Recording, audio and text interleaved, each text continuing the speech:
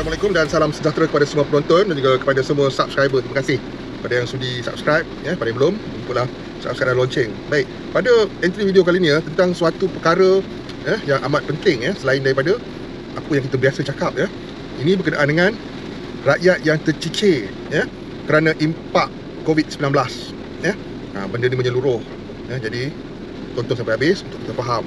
Jom kita mulakan. Sebenarnya pencarum yang memerlukan sangat pengeluaran KWSP bersasar ni ialah golongan rakyat yang tercicir akibat daripada pandemik COVID-19. Walaupun sekarang ni dah masuk ke era endemik, tapi masih lagi ada segelintir golongan yang tercicir Jadi sebenarnya dalam segmen ni kita akan cakap tentang rakyat yang tercicir ni. Okey, rakyat yang tercicir ni terdiri daripada semua golongan tak kira B40, M40 maupun T20 Ketiga-tiga segmen golongan ini ialah masih ada yang masih terjerat dengan impak COVID-19 yang lampau Okey, ada yang tak keluar mengundi ada yang mengundi ikut parti masing-masing ada sokong sana, ada sokong sini, tapi in the end of the day sama-sama terkesan, sama-sama tercicir walaupun anda mengundi parti apa sekalipun itu satu benda yang kita kena hadap dan hadam.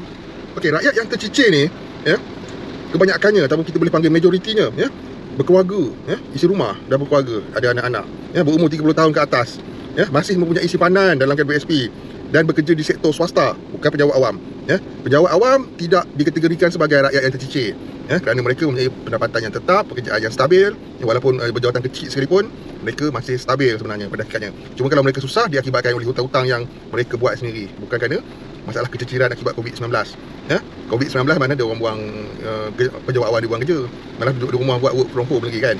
Jadi beradanya. Okey, rakyat yang tercicir ni mempunyai pelbagai masalah yang memerlukan penyelesaian yang segera, tak boleh tunggu-tunggu perlu disegerakan Mereka tidak mampu membayar pinjaman ansuran rumah ada yang tak mampu bayar kereta punya pinjaman hutang-hutang personal loan dan lain-lain lagi kelangsungan hidup mereka ada yang tak mampu untuk menyara keluarga, ada yang tak mampu untuk membiayai pendidikan anak-anak maupun peringkat sekolah ataupun pendidikan tinggi ini pun satu perkara juga selain daripada perbelanjaan perubatan bagi rakyat tercicir yang sakit kritikal ni memerlukan rawatan. Jadi banyak yang mempunyai masalah kesihatan yang kritikal dan memerlukan keuangan wang untuk digunakan untuk pembiayaan kesihatan mereka mereka ni tercicir sebenarnya. Okey, pendapatan macam mana kita nak tahu? Okey, rakyat yang tercicir ni mempunyai jumlah pendapatan yang dahulunya stabil, sekarang dah mengecil. Kalau dulu bergaji 5,000, 6,000, sekarang 1,500 ataupun kurang, ataupun paling tinggi pun 2,000 Jadi mereka mempunyai kesukaran untuk menampung perbelanjaan dan segala komitmen hutang bulanan yang mereka perlu bayar ni ini pun penyumbang juga sebenarnya. Okey, jadi untuk pengetahuan semua kenapa punca yang ni berlaku sampai ada golongan yang tercicir ni.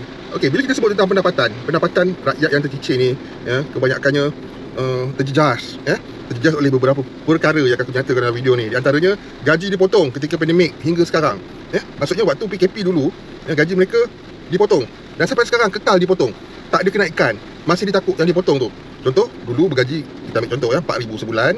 Okey, akibat pandemik apa semua, company mengecil apa semua kan, so majikan menurunkan gaji sehingga ke 2,000 jadi parah 2,000 tu kekal sampai sekarang, tidak ada kenaikan, tak ada pertambahan, maka akan stay pada gaji 2,000 tu sampai sekarang walaupun dah masuk ke era endemik.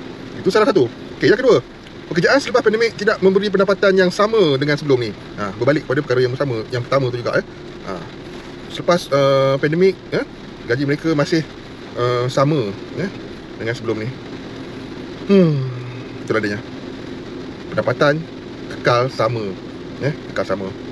Okey, selain daripada itu juga keluarga yang mempunyai dua sumber pendapatan. Okey, sebagai contoh, suami dan isteri bekerja, ada dua sumber pendapatan. Okey, sebelum pandemik macam tu kehidupan mereka dan alhamdulillah mereka boleh menampung kehidupan, suami dan isteri bekerja. Tetapi sekarang kini menjadi satu sumber pendapatan sebab ada suami saja yang bekerja ataupun isteri saja yang bekerja. Kerana apa? Kerana apabila golongan yang tercicir ini mereka dibuang kerja pada usia lewat 30-an ke atas untuk mendapatkan pekerjaan baru bukanlah sesuatu yang mudah sebenarnya. Memang dicanang-canang carilah kerja, peluang kerja dibuka, tapi peluang kerja itu kebanyakannya dibuka untuk golongan-golongan muda.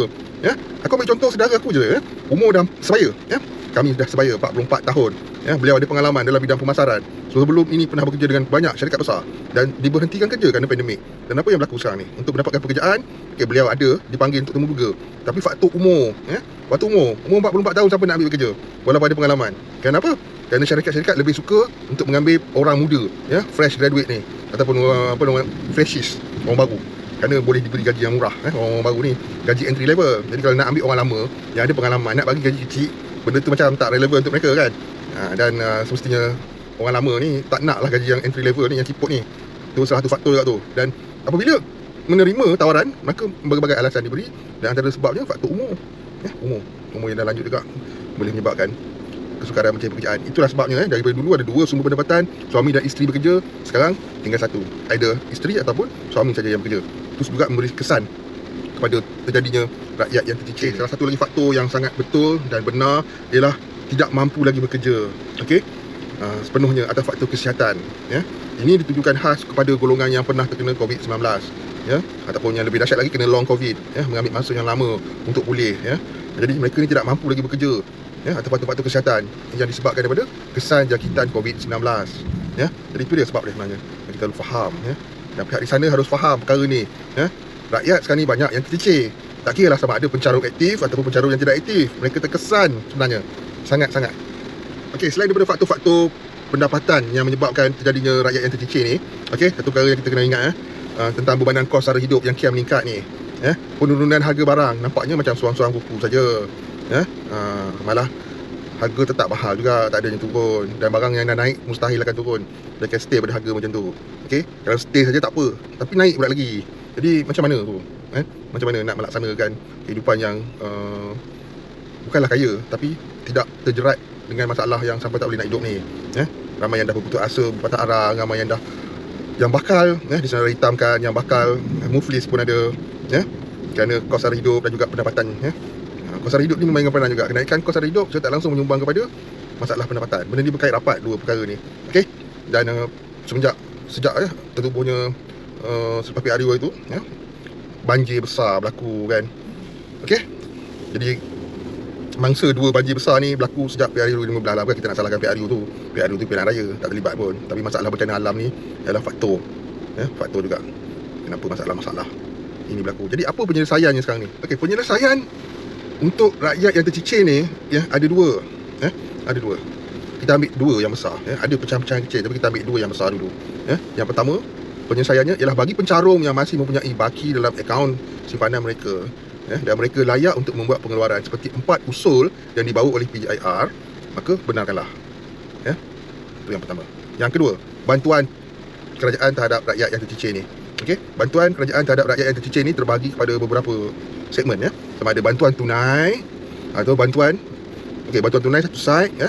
Lepas tu bantuan untuk membantu mereka mendapatkan pekerjaan.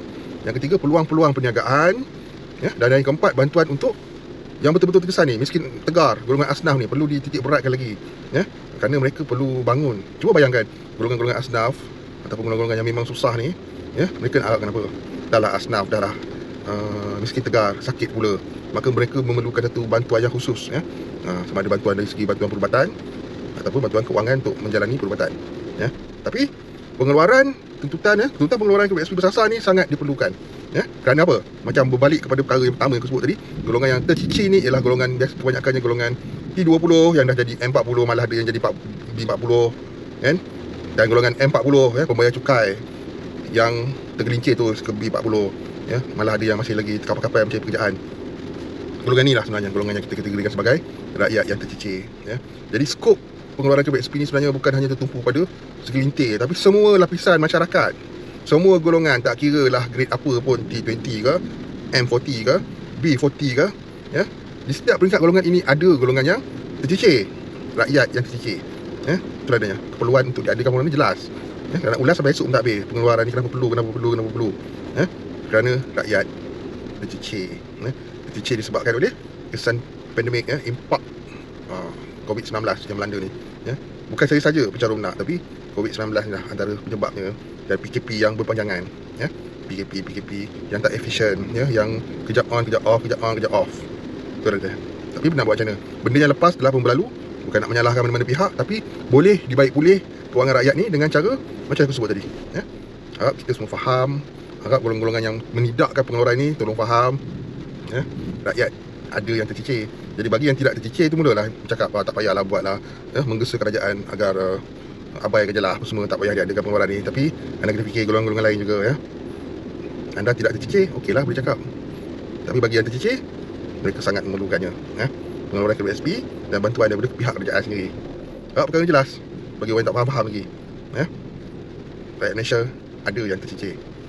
Jumpa pada yang akan datang. Assalamualaikum, salam sejahtera, salam hormat semua. Bye.